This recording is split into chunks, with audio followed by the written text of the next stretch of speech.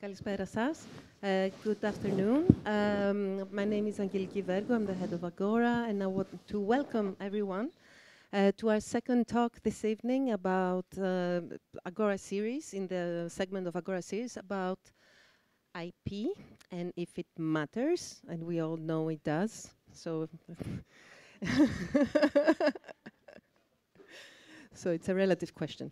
So we have with us a wonderful panel of professionals. Dr. Ferdinand Dohna, producer from Betafilm. Elli Filippopoulou, lawyer and expert in IP from Greece. Julien Leroux, who is also our consultant in Agora series, and he's a producer from Paper Entertainment, UK. On the other side, we have Alex Traila, and he's from Eurimage, project manager of the new co-production program for series. Amanda Livanou from Neda film, producer. And our moderator is Alexandra Lebret, and she's the managing director of the European Producers Club. And so I leave it to you, and we start. Thank you.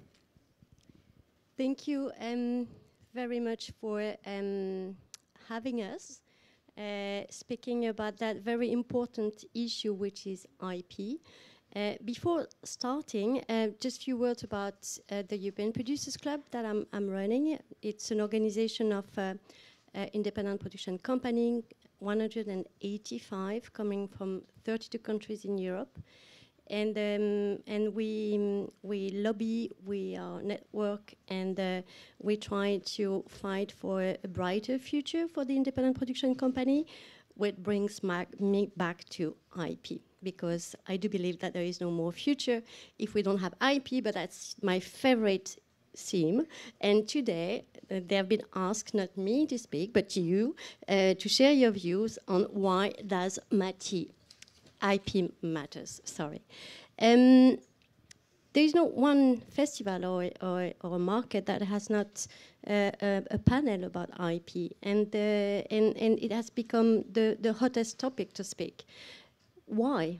Why that? And it's usually a question for authors that are protected by the copyright. We will see that later, but now it's in the mouths of the producers. Why? Julien, may I ask you, why does it matter, and what does it mean for a producer, this IP? Yes, hi everyone. Well, I think IP became really central in the question of like production and how the industry works, also because with the arrival of all the streaming platforms in the market, Netflix, Apple, Amazon, and therefore a more American way of working, they probably have different expectations about how to work with local partners and producers here.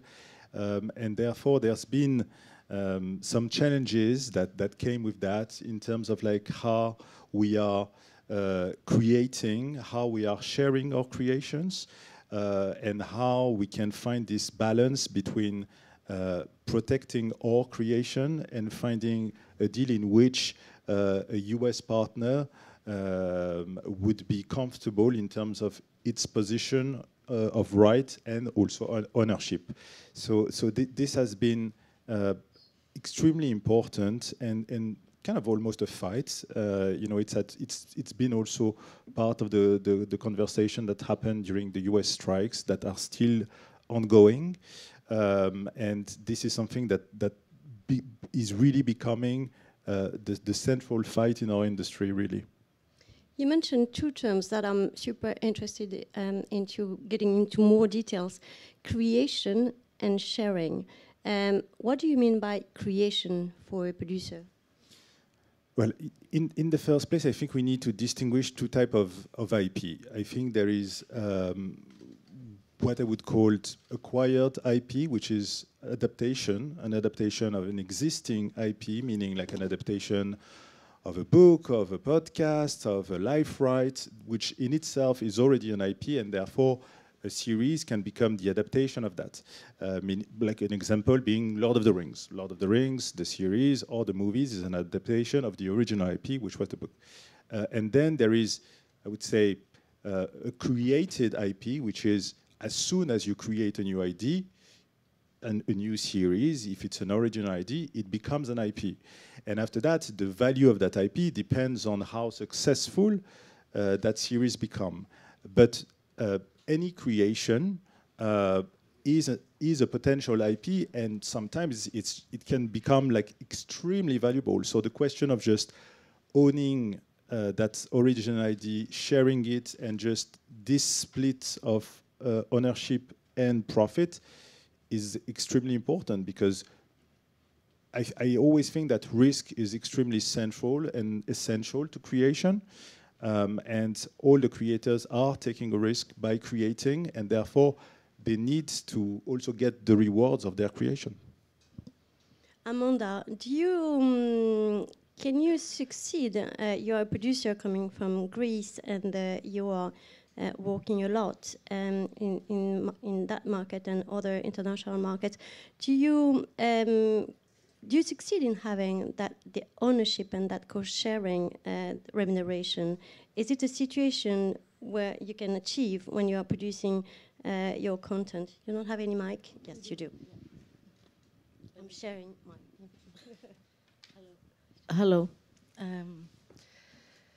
Well, in terms of television, which is mostly what we're talking about, which I'm fairly new at. I mean, I've worked in television, but as developing content, it's something we're doing now, and working on content. Greek TV, the way it has been working mostly so far, and this is, by the way, an industry that has been through a lot of ups and downs, crisis, nothing happening, then the rebate happened, and a lot of stuff started happening, etc., etc.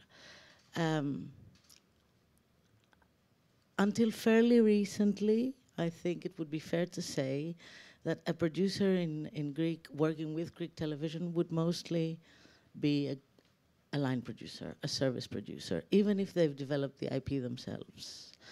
So you would, which is something I haven't done because I refuse to do it, if I have a way out of it. But mostly the way Greek channels worked, and that includes public television, and Elli knows this quite well because we work a lot together with the Producers Alliance. The IP remains with a TV, whether you've developed it yourself or whether they've developed it and there are companies that work with them all the time. This is changing, hopefully, for a variety of reasons. One reason is that the TV industry is thriving and thriving. It's really active at the moment, and there are producers willing to take risks and willing to co-produce, etc. Then another factor in this is co-production is very important. And this is how Greek films succeeded in the past 20 years, through co-production, through Eurimage. So I think Eurimage is also very important in this, because in the European system of co-production, which is now, for which there's now a pilot program for a year, it's imperative that the producer has the IP for 1 year or 2. I think Eurimage stipulates that in order to be eligible, you have to have the IP, which is a huge tool for a producer, because if you succeed in staging a co-production and you succeed in getting a part of your funding from Eurimage, which counts as soft money, then you have some leeway in order to retain the IP. I'm sorry, I may have given a complicated answer. No. You answered that Europe may be a solution, but it's you are going a little bit too far. Sorry. No. There is when we, speaking about IP, co-ownership, co-remuneration has been sharing profits have been mentioned.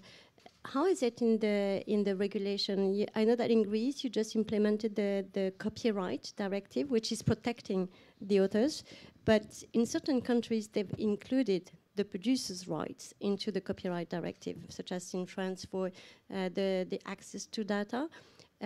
Is it reserved to authors in Greece? And what are the laws that can protect the producers that have taken risks, that are entrepreneurs, to keep these IPs Elli. First of all, thank you for having an IP lawyer, boring, the most boring member of any production. We compete with accountants, perhaps. No, you compete with the public administration. In such a group of creative people and storytellers. Well, okay, yes, Greece did implement the European directives as all other countries of the European Union did. And producers actually, they don't enjoy authors' rights in the Greek system. They are assigned the rights by the authors and the performers. And if you want, the biggest problem that Greek producers face is that in many scenarios, and I'm not only speaking about TV series commissioned by broadcasters or co-productions or service productions, in all cases of productions, producers act as the interface between the rights holders, authors and performers on the one hand, and broadcasters, streamers on the other hand. So what I have seen in practice is that the biggest problem so far is that they need to navigate through a complicated legal system that is not also supplemented by collective agreements that would make their life much easier in order to be able to guarantee to the next chain, to the next person in the IP right series, whether it's broadcaster or streamer, to be able to guarantee that they have cleared their rights. They remain responsible, they remain liable, but in the end, they take this risk, which is a big risk, but in the end, they are not the ones who really control the final product of the work. And are they protected in any way? If they're protected in any way, well, the law does protect them in the sense that, okay, let's take it a step back. The Greek law introduces the principle of fair and equitable remuneration for authors and artists. And it does so in a way that recognizes specificities of the audiovisual sector, and it leaves margin for different kind of fees for authors and performers. For example, in cinema, quota remuneration is something that we see very often. It's, if not the rule. In TV series, we see flat fees. The law also gives some guidance and says that when there is negotiation of remuneration, the number of players in a production should be taken in consideration, the level of contribution should be also taken into consideration, the size of investment. All these are guidelines by the law. But in the end, and here where IP lawyers come in again, what is this fair and equitable remuneration? This is something that will be set in individual agreements and collective agreements. And the more issues are resolved in collective agreements, the less risky is for a producer to agree individual agreements. So by not having collective agreements right now in place, producers are protected by the law in the sense that they are trying to acquire the rights in a more stable way. But, you know, the rights they acquire are never locked. They might have some contests in the future about whether the rights they have taken do actually constitute a fair and equitable remuneration. Yes, in certain countries we've seen. I'm sorry, I'm trying not to be too boring, but because it's quite technical. We have seen some laws that are implementing investment obligation for the streaming services and the broadcasters, and that have conditions attached to this investment obligation that leads to the producers to retain rights. It's the case in France, in Italy, in other countries, where you need to own the rights when the streaming services are investing into production investment. Do you have that in preparation or on the papers or as a project or as an objective, as a future? No, not really. We don't have future. it. Okay. Ferdinand, what are the forces that we are going against when we are saying that it's complicated to keep the IP and the revenues? The streamers. The streamers. But they are saying that now they are... No, that was just... but of course, as we all know, for a producer, it can be very tempting to give all the IP of the show he creates or she creates to a streamer, and then that's it. And the producer becomes a line producer for the streamer. It's not only a Greek problem, but it will come back. You liberated yourself now, but that will. It's and then that's it basically for the producer. And when I read Does IP Matter, I was thinking, are you joking? IP is, it's basically all what we're doing, it's the core of what we are doing. We are creating IPs, we are fighting for IPs to create shows, and we are looking for the next big IP. It's really the core. And if the producer is forced to give it all away, it can become quite frustrating, and even if it's maybe lucrative for a moment. And for us as beta film, I don't agree to you. The most boring part of the whole business is the distributor. It's not you or the lawyers, it's we. But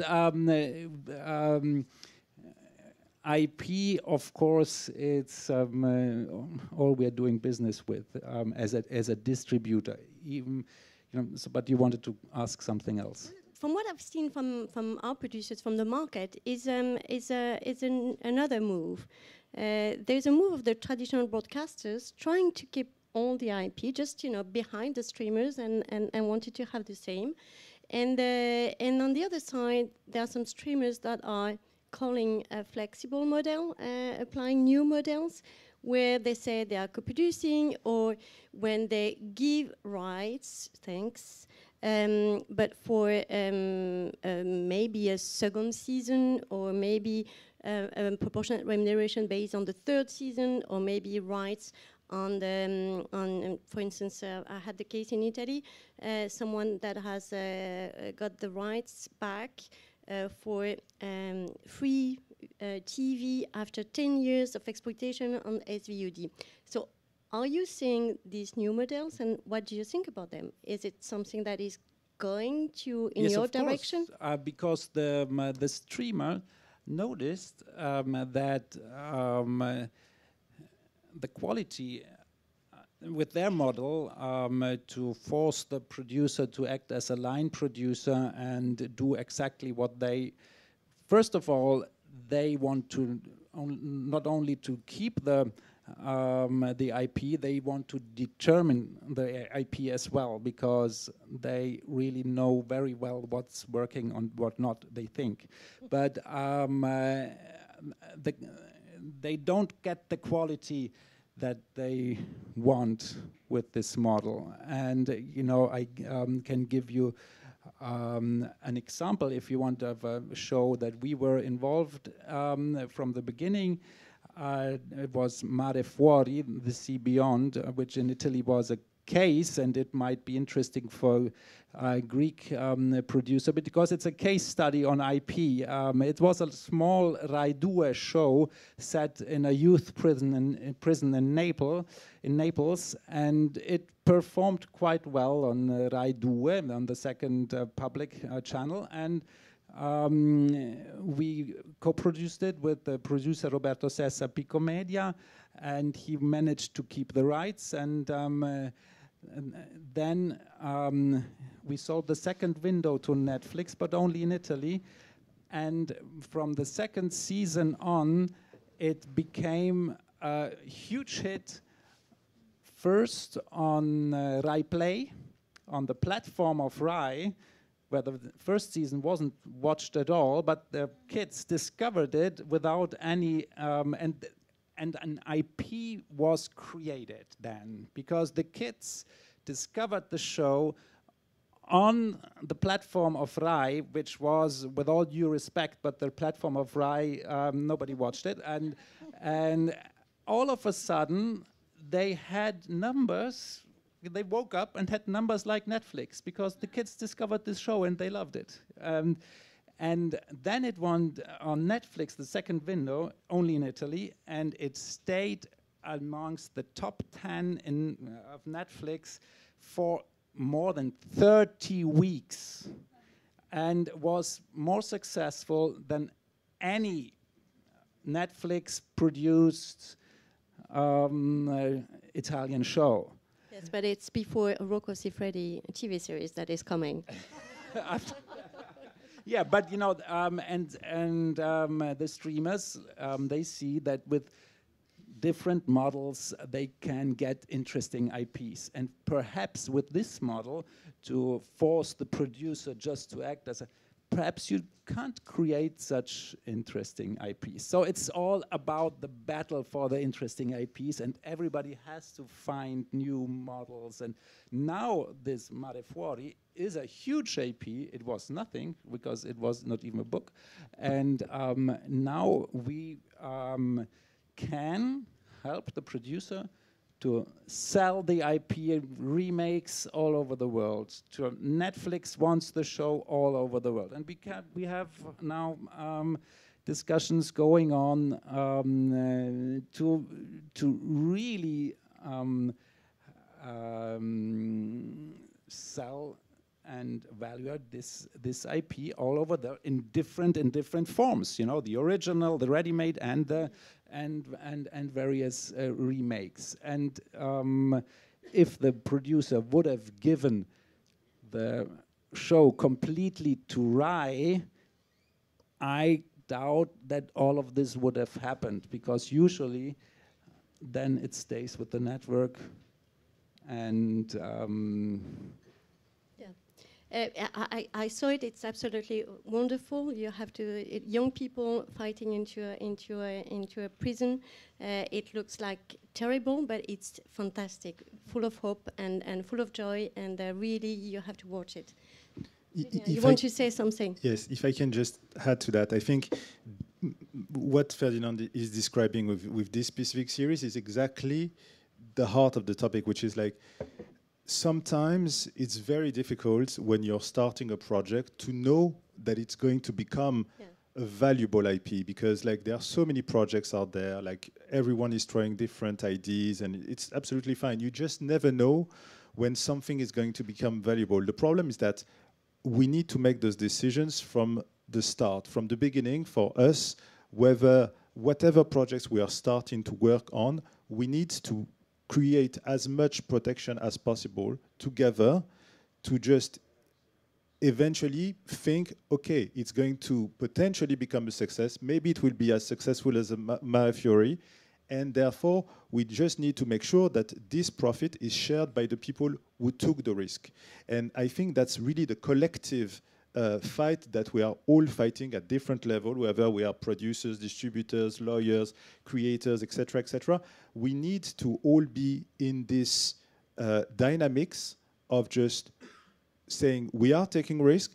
Those risks can turn into profits, and those profits need to be shared. And once again, all the fights of the guilds right now in the US is really about that, to just say there is no reason, and unfortunately it's been the case in the last couple of years, there is no reason that all the profits, we are talking 100% of the profits, should stay on one side of like the people who just have the money, meaning like the streamers and the studios, etc., etc. They have more money than us, obviously, and there is no reason that they would keep 100% of those profits. The profits needs to be shared, and for that, we need to find deals in which we are finding a balanced solution for us to share rights, IP, and profit. Alex, I know that you are trying with Eurimage to build a very ideal scheme in order to support the producers to keep the rights. And by defining, by reserving it to independent production company, by defining a production company owning the rights and having as well a condition into that regulation, that scheme, but also a new regulation that will regulate the co-production in TV, adding that ownership of the rights. Thank you for this first. All the community should, thank Eurimage for what they are doing. Is it something that you are going on? What is the process of it? And what are the difficulties you are facing in that process, apart from finding the good IPs to support? No difficulties. The fight is there is no fight. Everything runs smooth in this world.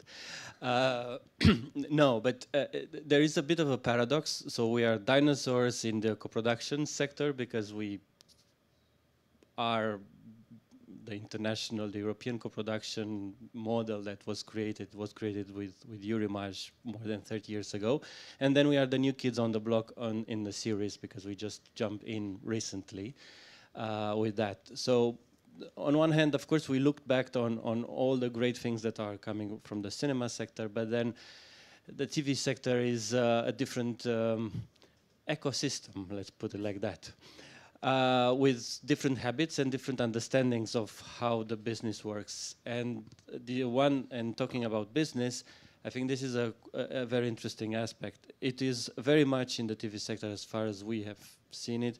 It is very much about the business practices and the prevalation of the commercial understandings between the parties. So IP is very much looked in the TV sector from a commercial perspective, which is fair.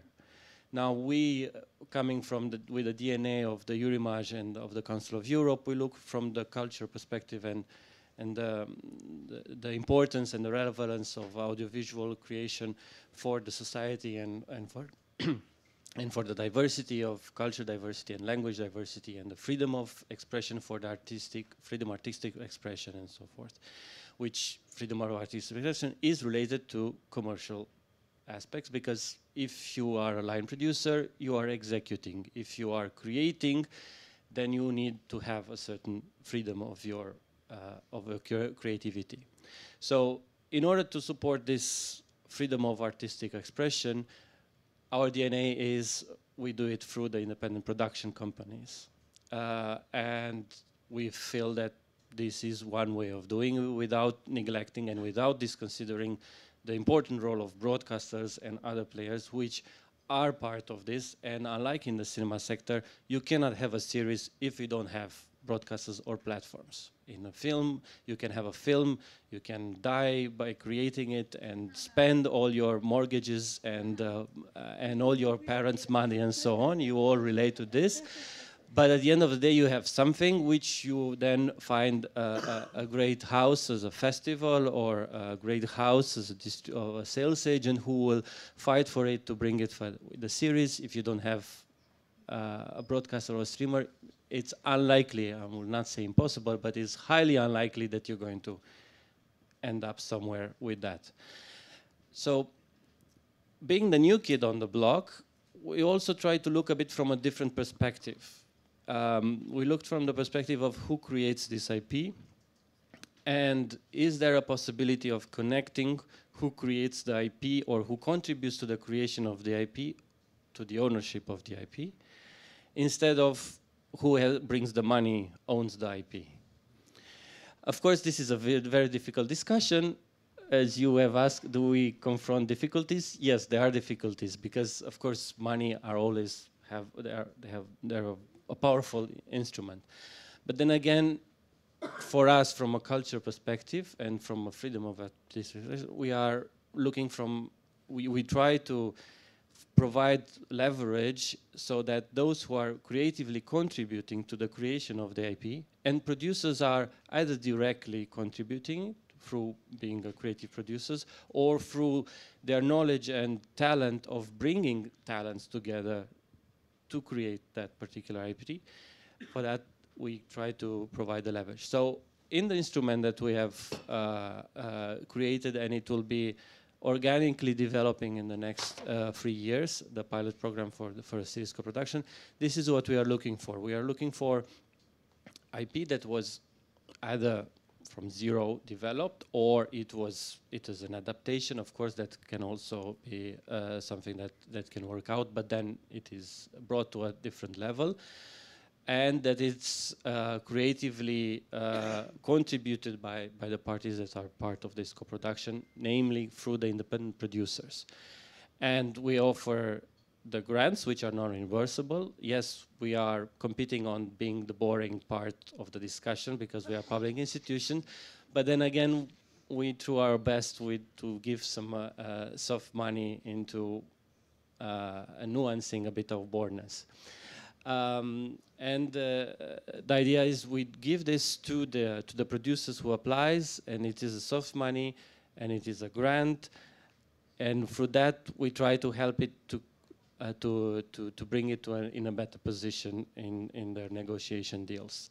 Of course, we're also asking for, not ideally, but we would like to be a first step into the minimum ownership of rights, and also the rights to produce, because rights can be also sometimes an empty shell. You can own it, but you can license it forever. So you own a car that doesn't have any gas. So you might own it, but you might not be able to do anything with it. So the idea is to, whatever you own, to be able also to use it further. And that's the right to produce sequels, spin-offs, prequels, games, books, whatever. And that's where we start the discussion. In 3 years, we'll see where we end up. Yes, in parallel, we have discussions on the possibility of creation also of a framework that would, let's say, create a common understanding about what we when we discuss about co-production in series, what we actually talk about, because this is also another element. We discuss same language, we use the same terms, but cinema and TV sector are not on the same page when, even though we are using the same language, the same terms, and the same glossary, let's put it like that.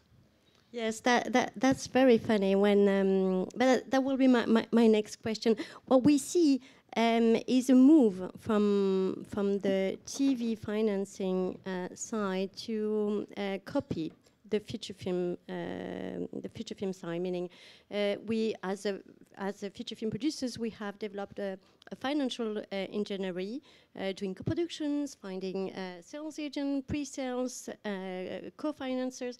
And it was not the case before in TV series. And we can see more and more this feature film business model, indie model as we call it, coming to the TV series.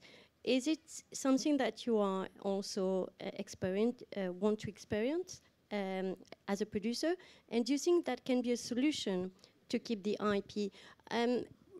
Going back to the previous panel, and that man from Atos creator, the TV series, was saying that he could convince because he had produced the pilot himself. He has financed the pilot. Don't you think that we are not taking enough risks when it comes to TV series, and that justifies the position of the person that we are fighting against only on that field?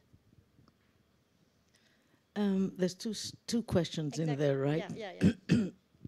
The answer to the first question about the model of film, I think absolutely yes, and I think it's connected to what Ferdinand was saying.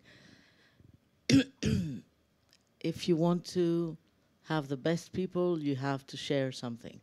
It's the same for everything in life. Like that, the streamers are finding that if they're using this model, maybe they get a less interesting IP in many ways, or show. I think that's completely true. Me being the only non-boring person in the panel, incidentally, because I'm a producer, you know, we're all ninjas in this. We're Jedis, and the best producers are the best Jedis.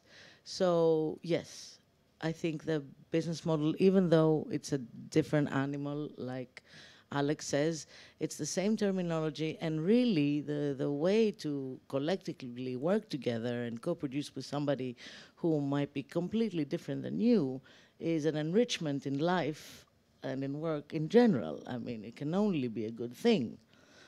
Mixing people's cultures, in my book, mixing people's cultures, different ways of working, working with people who are of a different sensibility than you, who come from a different country than you. I mean, Europe is the best thing that's happened in post-war Europe, in United Europe, and that goes in post-war in the 20th century.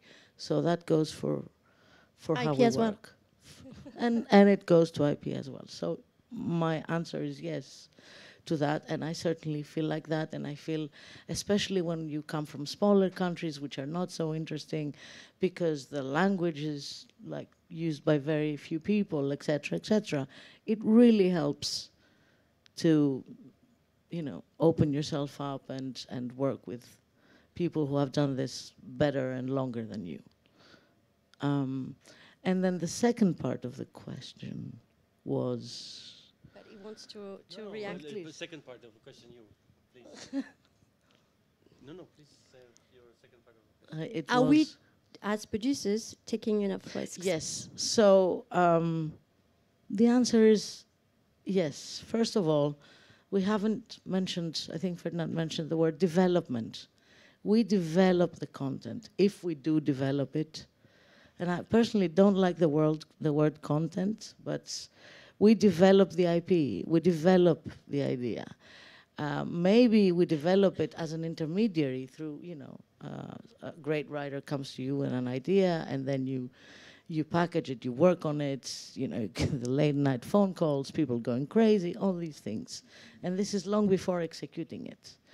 So we are taking the risk, and especially in, for example, in my country, as far as I know, there is no TV channel that has invested in development through a partnership with a production company or for a specific project or for a slate.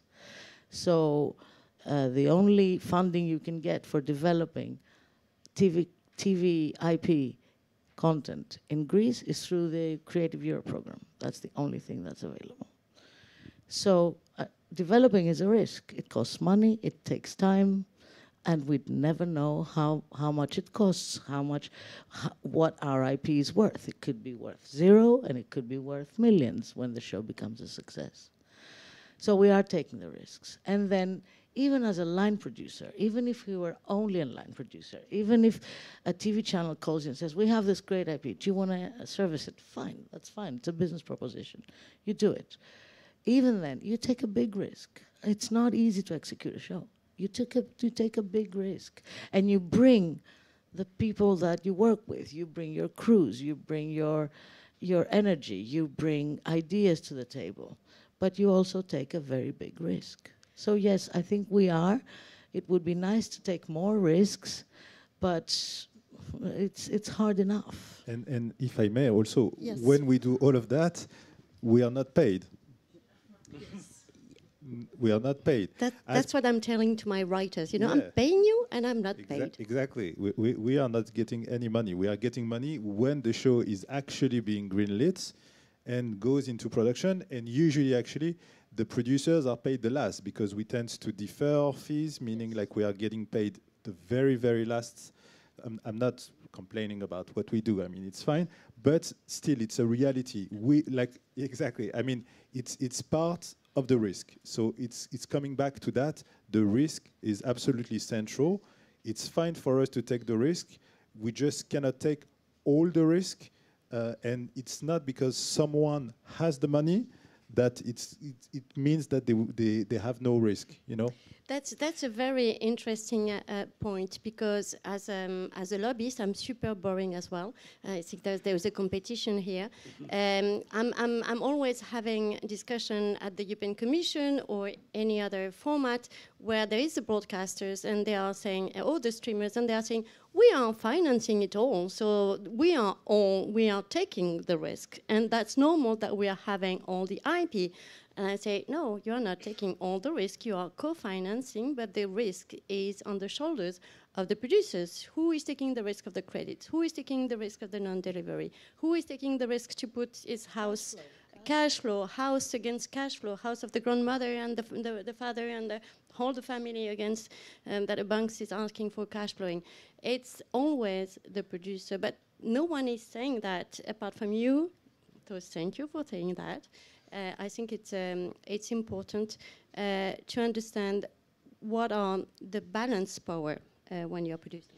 But I think we talk a lot about the problems. I think we also need to talk about the solutions. And the solutions are also coming from all those initiatives of all sticking together and joining our forces to unite behind what we think is a good idea. And that's the moment where, you know, like, all of us working together can make a difference, because we can go to Eurimage, we can go to Beta and just say, you know what, we have this idea, we think it has potential, we think it has value. Hopefully those guys will agree, and then they can join forces with us, they can co-finance with us, and it's making us stronger in a marketplace where it's very easy to feel extremely weak, because when we are talking with Netflix, Apple, Amazon, those companies have so much money that even the little money that, well, what could be a lot of money for us is actually tiny, tiny money for them. And for us, it makes a big difference. So the problem is all the strings that are attached to this money. And the very fact that they are saying, yes, we'll finance, but you need to respect all of those rules, including the fact that we will own the content, is problematic. And the way to not fall into that trap is to actually be stronger before we go to this conversation, and just to say, you know what, if you want this, we should have a conversation, and it should be a two-way street and not like a one-way street, which has been the way of the US streamers in Europe in the past 10 years, of them coming to the market and just saying, if you want us to produce your content, that's the way it is, and you just need to sign it. And the way to not fall into that trap is to unite with other partners, and this is where the financing of movies is a great example, even though it is different, but it's all about saying, before we hit the marketplace, because we trust our content, we need to be strong together, and then we can have leverage. And you know, if I take one of the examples that I've worked on, which is the series Tehran, that is on Apple TV, this is a show for which the risk was absolutely taken by Cineflix, which is an independent distributor, and they took the risk to make that show. Without them, the show would have been probably, I don't know, a Netflix original. Netflix would own it, and Netflix would keep 100% of the profit. This has not been the case, because we found some partners that were like, yes, this is a great idea, we'll help you doing it, and will help you get a good deal for it. That's what you are doing on your everyday lives, Ferdinand. But let's get back to Mare Fuori and that example, Italian example, or to Tehran, which is also a very good TV series that I recommend. You know, it has become a very valuable IP thanks to the streaming services that made them famous, these shows. So how can we I'm super happy of them. They changed the market in many very positive ways. Don't misunderstand me. I'm a great admirer of Netflix in particular for what they are doing. And if I say a bad word, my kids will kill me because, you know, Netflix has become the essential goods in my house, even if I'm fighting them every day. But you know, how can we build an IP without them? Squid Games, Marefori, Tehran. We have, you know, only examples, you know, thanks to them, and I would like to exist without them. No, so for example, Marefori was not built with Netflix. It was famous thanks to them. No. It was famous thanks to Rai Play. It was first discovered on Rai Play. But you said that Rai Play was very small. Yes, for the first season, but the second series, we don't have to. Of course, the streamers have changed the market, and they would obviously, if a streamer would sit here, then they would argue, okay, but we finance the talent, you know, we pay Peter Morgan to make this Crown, and it's a great show, which is it, and you producer, you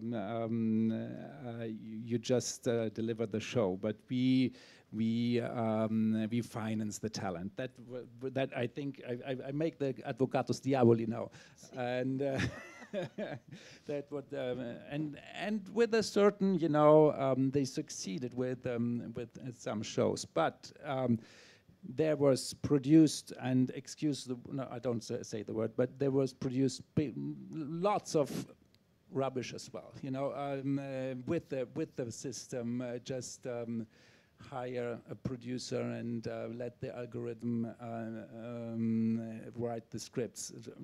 I'm exaggerating now, and that was, and they knew, they understood that this can't go on, and are open for new models, and we are happy. We are happy about that. But really, I have to insist, Mare Fuori was not created by Netflix, and not even the success. It was first a success on Rai Play, and then, of course, but it was only in Italy. Out of Italy, nobody saw it on Netflix because Netflix had only the second window in Italy. So. So maybe Julien can answer that question, because Tehran became a big success thanks to Apple. I got it for Marefori. Yes, that's true, but I mean, they made the show really big. But for instance, this is a good example, and there are many examples like this, where the show existed before Apple joined. We produced the first season without Apple, and when they actually saw it, they loved it, and they came on board. And I mean, thanks to them, the show became like really global, and we are really thankful for that. But once again, talking about the risk, this is like taking the risk to like the next level, because we produced the first season. We filmed it entirely in Greece, in Athens. And we filmed it without the Apple money. They came on board much later. It allowed us to make the show bigger. And we actually, like when we first introduced the series to them, we really pitched this. We pitched the potential for this show to become bigger thanks to their investment. And that's the reason in season 2 we had Glenn Close. In season 3 we're having Hugh Laurie. Like, I mean, that's great. The show becomes bigger, but it's also because we started it by believing and taking the risk.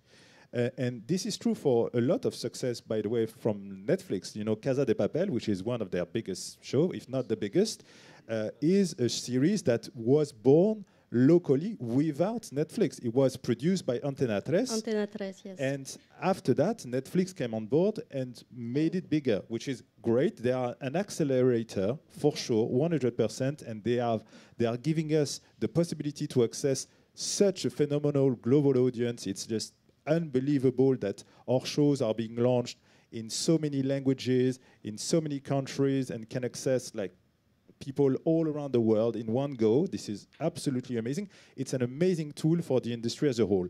The question is like the price of this deal. And it's all about like finding that balance of just taking the risk and sharing that risk.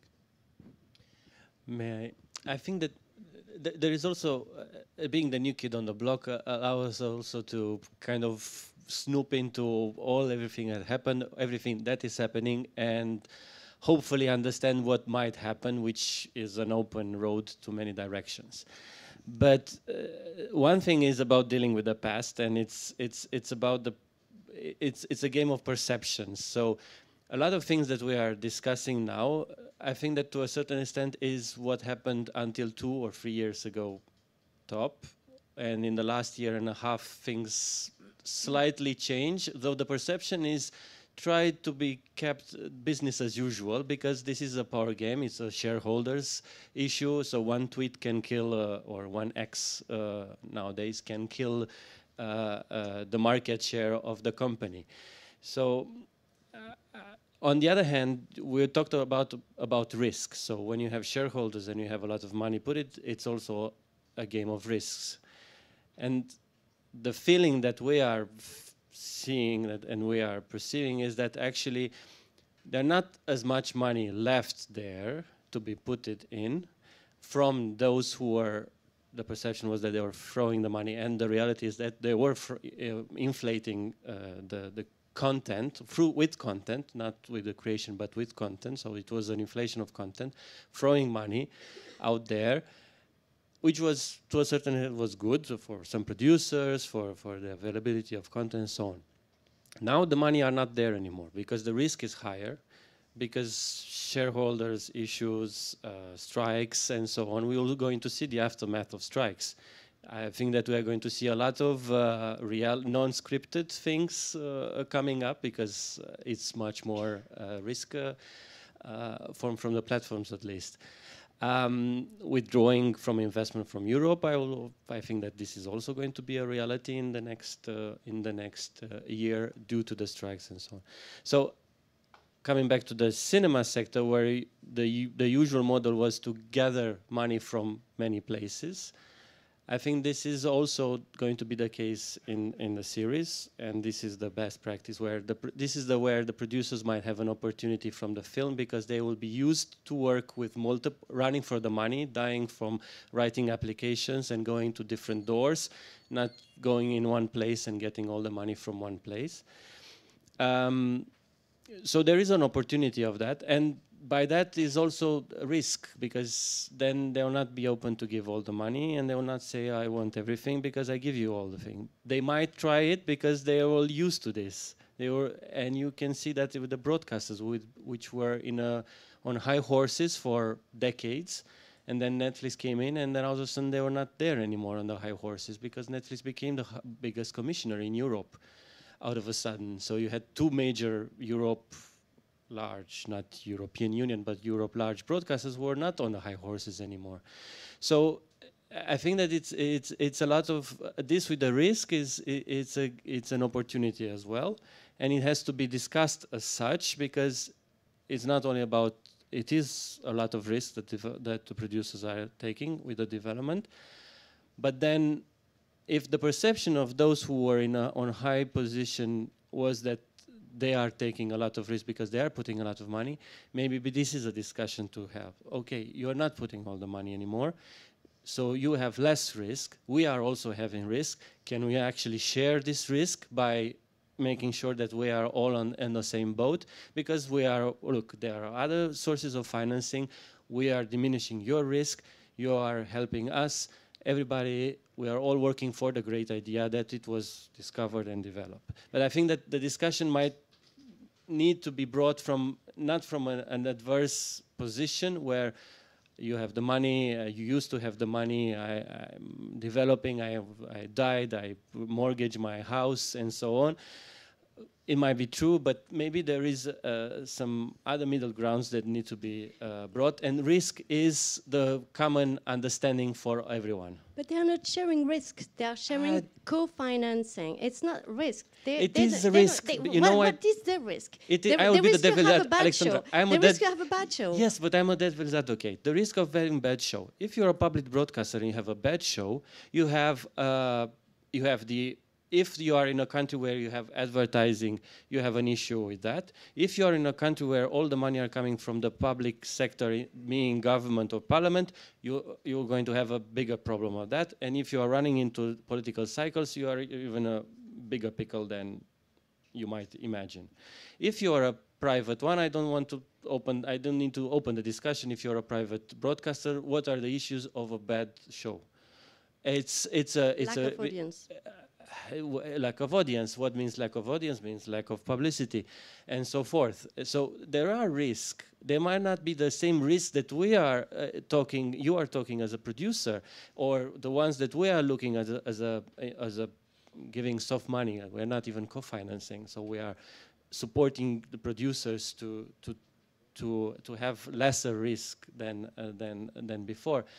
But it is a risk. It's their business, and the world works with. I mean, Beta has a risk as well. It's not a broadcaster, neither pro-commercial, no, but you have a risk.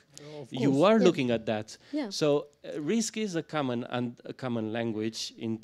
It's just about what type of risk everyone has, and how can we actually work into having the greatest show for the audience and for the society, and everybody chips in. And everybody shares revenues and rights. Yes, but for the moment we are the only one not having a share of the revenue, so that's why I'm a little bit stronger. We used to fight each other with Alex, so don't worry. We were having a discussion previously on how the broadcasters and the commissioning entity have changed their contract through pre-buying rights of exploitation for a certain period of time, for a certain number of users, to co-financing and co-ownership. How this happen, and how do you see that from your perspective? Do you see differences in countries? You're operating in different countries, and what is do you see a correlation with the regulation? Is the regulation efficient to protect the rights? I think you should ask the lawyer. First, yeah. Okay. First of all, it turns out I'm the less boring in the room, and I was joking, but because I don't believe it myself. I mean, IP law is, by the way, the business law of our industry. It's the labor law of our industry. It's the criminal law, if you think about protection needed and piracy.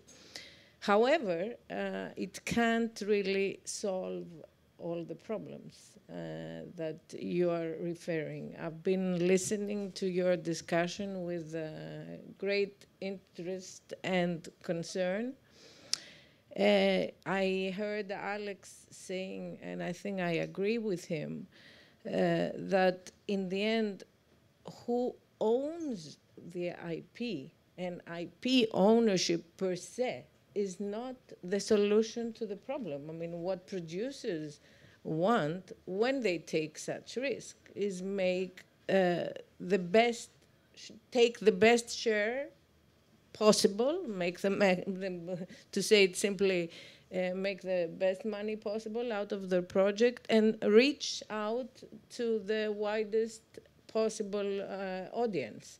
So, it's not the law that will solve this. Sometimes the law would hinder, discussions, and actually too frequent interventions in the legal system, and we have had quite a few recently in the European Union, constitute an extra risk. I mean, producers, they take creative risks, they take financial risks. I mean, you have been found in a position to take also regulatory risks because the law changes so often, and then how is it implemented in every member state in a different way sometimes. So in global markets, it doesn't really help. So I do believe in law.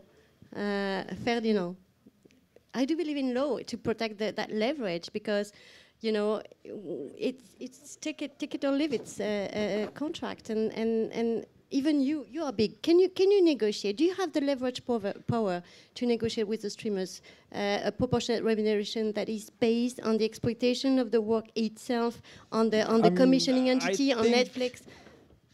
Yeah, it's always a matter of timing, as you said. You know, of course you can negotiate when the IP isn't known, and if you're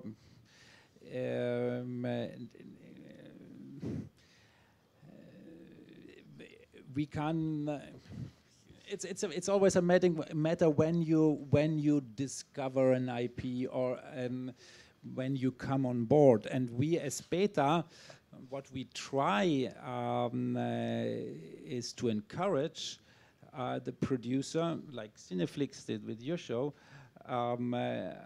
to share the risk with us, because now it's not the competition who is the most boring one, but who takes the most risk, of course. It's always the distributor, of course, because but we as Beta Film, we try to get on board on a show with the producer. We try to act like a European studio in a way, even if it's a big word, but to encourage the producer to be creative, because with the created IP, then that's the only way to make business. And it's not only about business, you know, and I think you could agree to that. It's not only about the business, because perhaps you're better off producing a great show for Netflix, but it's the big void that you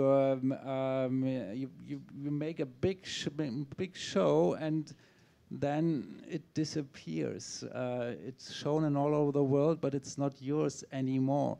And what we are experiencing now with Mare Fuori, for example, for Roberto Sessa, it's exciting. You know, it's his show, and we are doing all this buzz together now, and we negotiate. It lives on, and it gives him satisfaction, and us as well, because we have been on that when it was really a little prison show for Rai Due.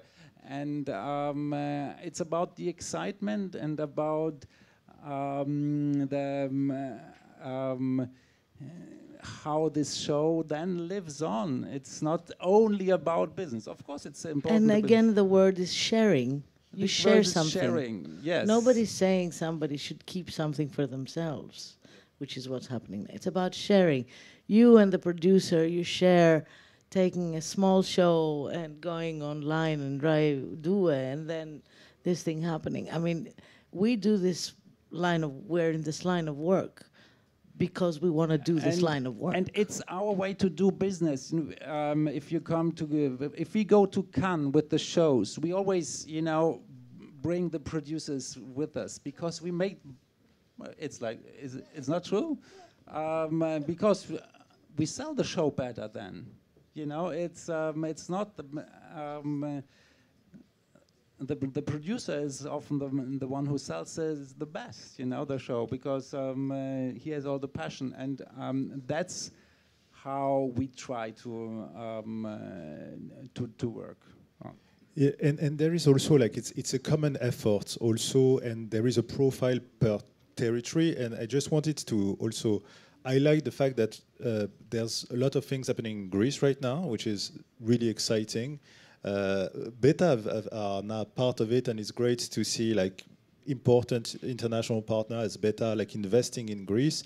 And there are more and more stories that are becoming valuable, and there is a profile that Greece is like building on at the moment, which is also exciting, and we want to see more Greek stories traveling and also having more leverage in those conversations, because they will have more value for the streamers. And you know, like recently I reached out to Netflix telling them that we are developing a Greek language project, and I asked them like, is it something that could be interesting for you? And they were like, you know what? Maybe 1 year ago I would have said no, and they said like, you know what? Right now, yes, because we are seeing more things that are working for us. They were very happy with Maestro, and they want more things. So it's all about like this common movement that we are creating that will give more value and therefore more leverage in our negotiation with those international partners. And there we could give some credit to the streamers and Netflix to finish with some friendly words. Of course, they opened up the market for little smaller countries because they made the audience used to watch foreign language series, and that wouldn't have happened without the streamers that opened this up. So thank you, streamers. So thank you, but please share. If I can conclude, share the IP. Do you have questions? Yes. I'm sorry to do this. I don't think we have time for questions. Oh, I'm sorry. Because we are running out of time already. We have 3 minutes, no? Not actually. Okay. Okay, I will give you 3 minutes, but only 1 or 2 questions, okay? So here's quick. I'll do it quick. So in the U.S., over the last 5 to 7 years, I would say maybe even a decade, there's an overarching effort by content creators to create ancillary properties such as books, other source materials, so that it comes to the table with a full package and you have multiple streams of revenue. Do you see that in Europe? Are you guys looking at ancillary materials in development and as lawyers so that there is bigger bang for the buck coming from the American? Yes, of course. I mean, like, this is obviously a big business. Coming with a full package of like having more value up front is important, and having things that can be exploited in multiple format is important. So the answer is yes, it does make a difference. And I guess, yes, we are working on that, trying to be stronger when we hit the market, because we have like a stronger brand, because there is this importance of a brand as well. So yes. But you need to own the IP to be able to do that. And the ancillary rights. Yes. Because it's not always the same thing. Yeah. it's not always the same thing. Ancillary rights, secondary rights, it's super complex. Very complex, I can guarantee. Very complex. Another question? I believe That's I it. believe that Okay. we can meet outside for the happy hour, the Agora happy hour, and continue the conversation outside with a beer, okay? Okay. That's a great idea. Thank you very much for your participation.